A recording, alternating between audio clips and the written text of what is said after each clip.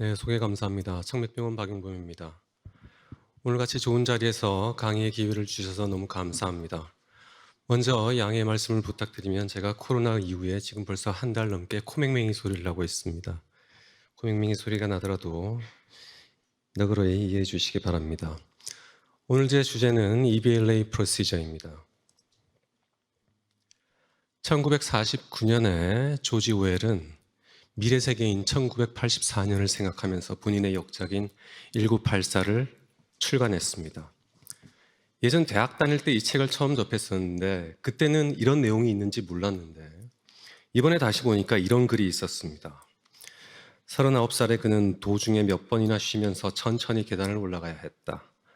오른쪽 발목에 정맥류성 궤양을 앓고 있기 때문이었다. 그런데다 정맥류성 궤양이 생긴 자리가 참을 수 없을 정도로 가렵기 시작했다. 하지만 시원스럽게 긁을 수도 없는 노릇이었는데 긁기만 하면 어김없이 벌겋게 부어올라 염증 반응을 일으켰기 때문이다. 저는 감히 상상해 봅니다. 이렇게 구체적으로 그 당시에 표현할 수 있었다는 것은 아마도 조지 오웰이 비너스 얼서를 가지고 있지 않았을까라고 생각을 해봤습니다. 레이저가 제안된 것은 상당히 오래됐습니다. 우리가 알고 있는 알버트 아인슈타인이 본인의 머릿속으로 레이저를 먼저 상상을 해냈습니다. 그리고 물리 공식으로 구체화시켰죠. 그런데 그것이 현실화되기까지는 상당히 긴 시간이 걸려서 무려 43년 후에 휴즈 연구소에서 처음으로 레이저를 만들어냅니다. 그리고 이러한 레이저는 불세출의 명작인 이 영화에서도 등장을 하지요. 저는 이 영화를 보면서 대체 이게 무엇일까 어린 나이에 되게 궁금했더랬습니다. 그래서 사촌형에게 이 영화를 보면서 물어봤습니다. 형, 저게 뭐예요? 라고 했더니 야, 넌 레이저도 몰라? 레이저? 저게 레이저라고 하는 거야 라고 해서 레이저란 단어를 그때 처음 들었던 기억이 납니다. 근데 이 레이저가 사람 몸에 쓰이고 특히나 정맥류 치료에 쓰인 거는 20세기 말에 되어서 쓰이기 시작했고 보고는 21세기 초인 2001년에 처음으로 보고가 됩니다. 810 나노미터 다이오드 레이저를 하지정맥류 치료에 사용을 했더니 아주 효과가 좋더라. 즉 기존의 하이라이게이션과 스트리핑의 세대를 깨고 새로운 패러다임을 제시한 첫 번째 논문이지 않을까 싶습니다. 그리고 EBLA의 치료 원칙은 직접적으로 혈관벽에 데미지를 주는 게 아니라 혈액을 바글바글 끓여서 스팀 버블이 생기면서 그로 인해서 간접적으로 혈관벽에 데미지를 준다는 연구 결과를 냈습니다.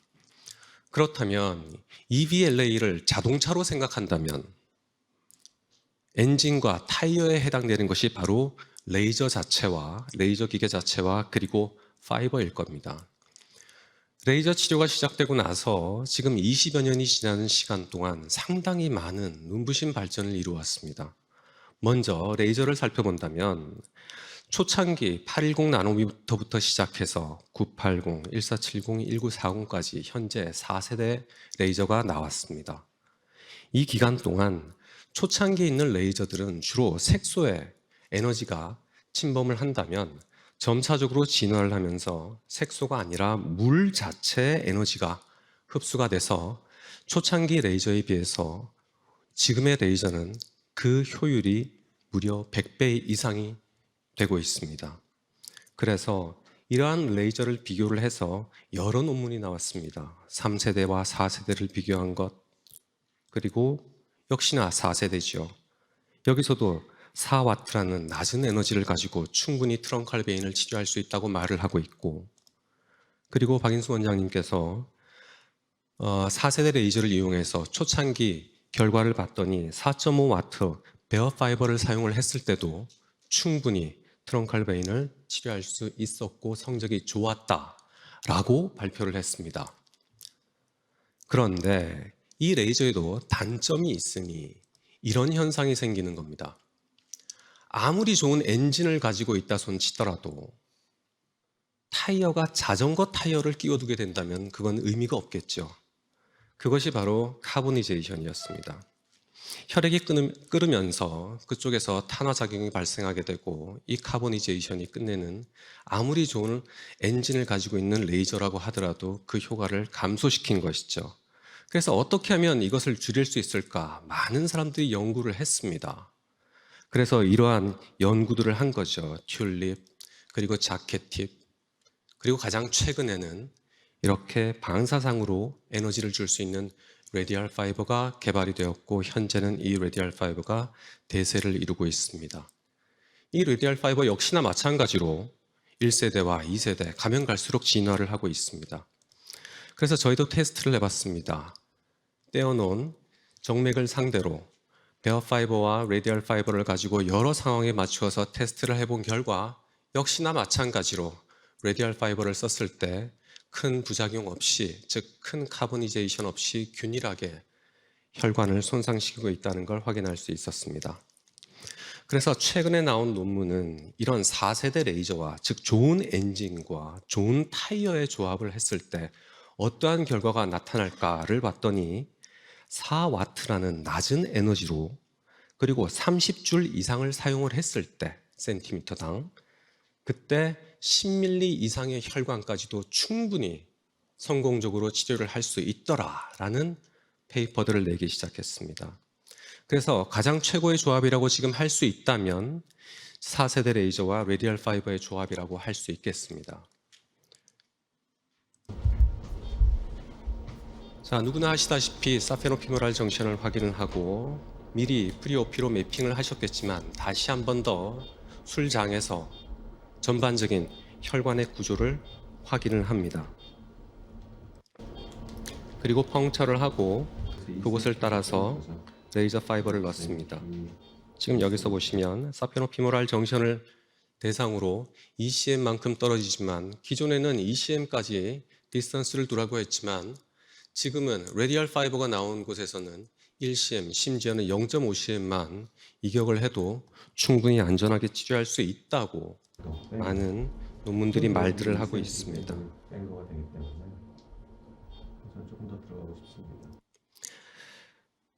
그래서 이곳에서부터 어블레이션을 시작을 하는 것이죠. 근데 한 가지 주의해야 될 것은 다 아실 겁니다. 무릎 아래 BK에서는 너브 데미지를 항상 조심해야 됩니다. 그래서 무릎에서 10cm가 되는 곳, 항상 논문을 읽어보면 BK 10cm라는 표현을 많이 하는데 그 이유가 바로 너브 데미지를 예방하기 위한 말일 겁니다. 그래서 이곳 아래쪽으로는 사페너스 컴파트먼트는 조심하셔야 되겠다. 그리고 이러한 데미지를 줄이기 위해서 우리는 보호막으로 투메선트를 인젝션합니다. 투메선트는 여지까지 여러 페이퍼를 통해서 충분히 넣는 것이 부작용을 예방하는 데 좋다고 되어 있고 주로 레이저 파이버를 기준으로 위아래 1cm씩 투여를 하는 게 충분하다라고 되어 있습니다. 저는 4.5나 4보다는 일단은 이렇게 투메선트를 넣고 할 때는 6와트를 사용을 합니다. 그리고 정션부터 시작해서 EVLA를 시작했고요. 자, 저 같은 경우에는 2.5mm를 1세크로 해서 합니다. 그래서 1cm당 4세크이기 때문에 토탈 들어가는, 물론 케이스 바이 케이스겠습니다만은 보통 25에서 35 정도의 사이로 해서 EVLA를 시행하고 있습니다.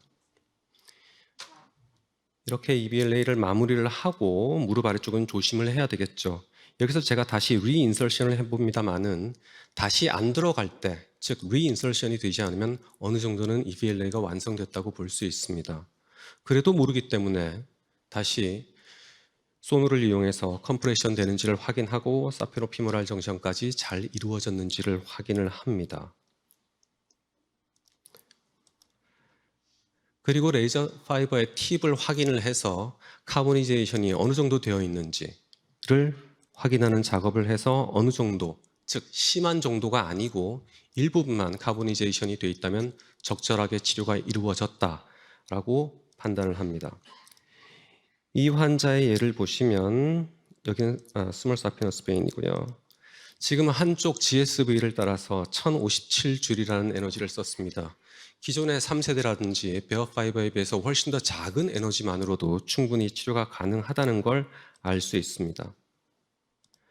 SSV의 예지만 SSV 역시나 마찬가지입니다. 똑같은 방식으로 레이저를 인설션하고 투메선트를 넣는데 또 역시나 너브 데미지를 주의해야 되기 때문에 미드카이프 이하로는 주의해서 될 수 있으면 너무 강력하게 EVLA를 시행하지 않는 것이 너브 데미지를 피할 수 있는 지름길이라고 하겠습니다. 자, 우리가 원하는 시나리오는 뭘까요? 따지고 보면 인티머와 메디아까지만 인저리를 주는 겁니다. 데미지를 주는 것이죠. 그리고 이 어드밴티티아 이후의 조직에는 될 수 있으면 데미지를 주지 않는 게 우리가 가장 좋아하는 시나리오입니다. 그리고 이를 위해서 우리가 주로 사용하는 방법이 바로 투메선트입니다. 그래서 아까 말씀하셨듯이 현재의 베리코스 베인의 치료 패턴은 크게 두 가지로 나뉘는데 하나는 더말 투메선트를 쓰는 것이고 하나는 non-더말 non-투메선트 방법이죠. 그런데 아까 제가 말씀드렸듯이 점차적으로 레이저의 기술과 그리고 파이버의 기술이 발달하게 된다면 조금 더 낮은 에너지로 정맥류를 치료할 수 있지 않을까라는 생각을 해봤습니다. 즉 흑백 논리로 따질 게 아니라 어딘가에 회색지대가 존재하지 않을까라는 생각을 하게 된 것이죠. 그래서 어떻게 하면 이 회색지대를 찾을 수 있을까를 봤습니다. 저는 여기에서 답을 찾았습니다. 고려청자와 이 김과 대체 무슨 관계가 있을까? 네, 둘 다 공통점은 2번 구웠다는 겁니다. 즉, 약한 에너지로 2번을 굽게 되면 똑같은 효과를 얻을 수 있다는 것이죠.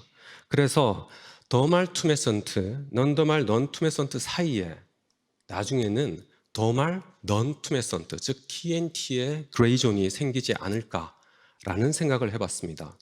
즉, 기존의 치료 방법은 KO 펀치를 날리기 위해서 스트레이트와 훅을 날렸다면 거기에 더해서 잽을 던져서 조금 더 덜 힘들게 치료 효과를 완성시킬 수 있다는 것이죠.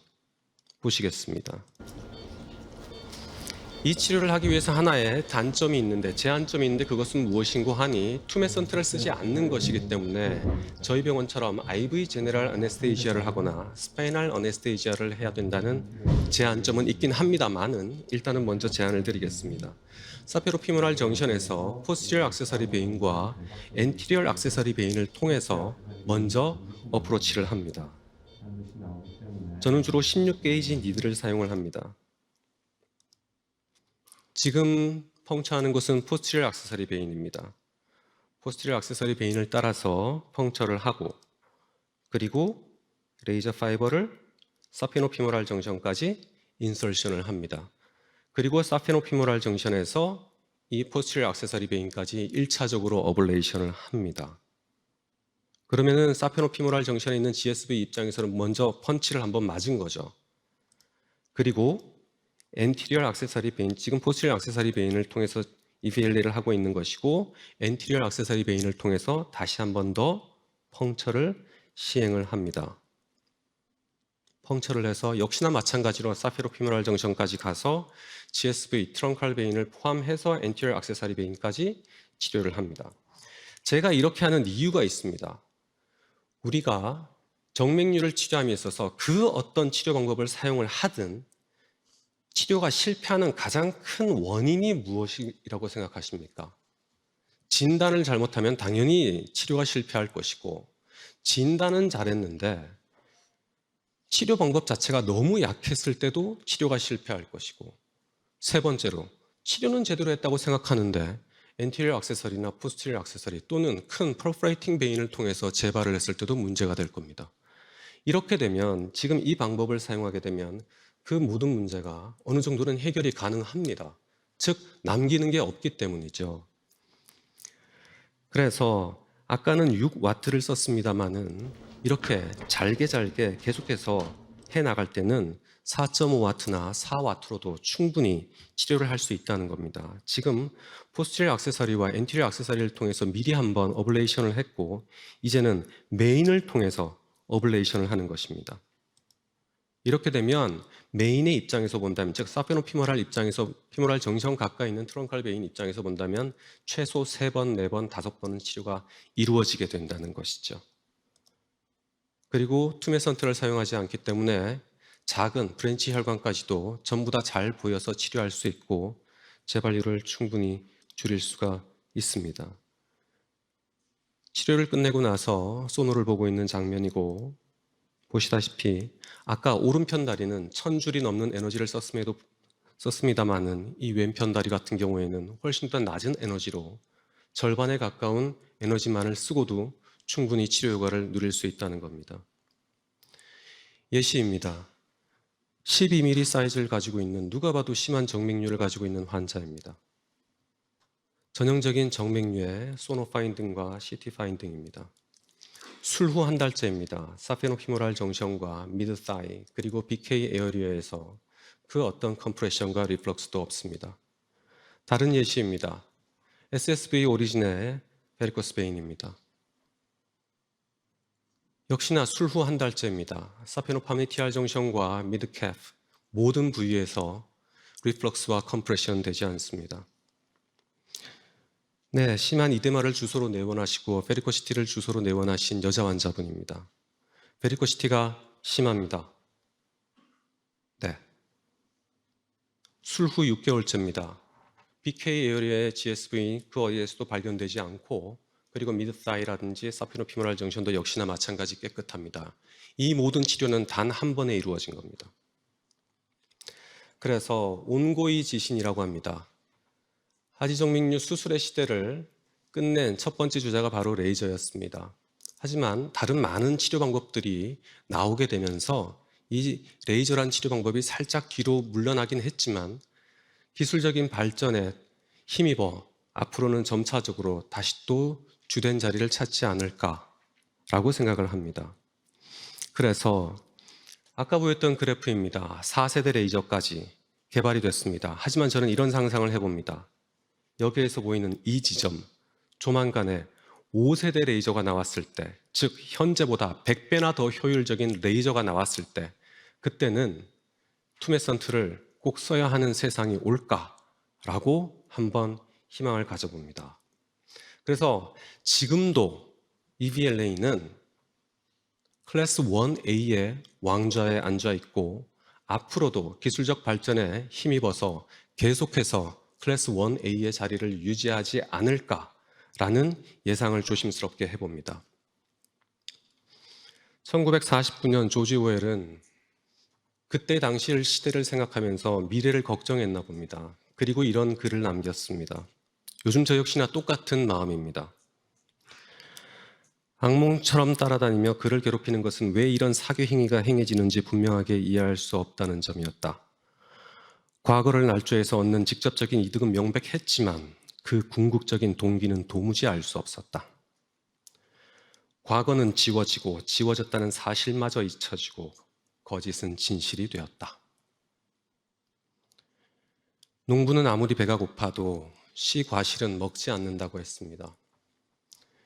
요즘 우리가 겪는 일들이 혹시나 씨 과실을 먹고 있는 건 아닌지라는 걱정이 계속됩니다. 그래서 씨 과실을 잘 지켜서 여기 보이는 이 여인처럼 꿀잠 잘 수 있는 시간이 어여빨리 왔으면 좋겠습니다. 감사합니다.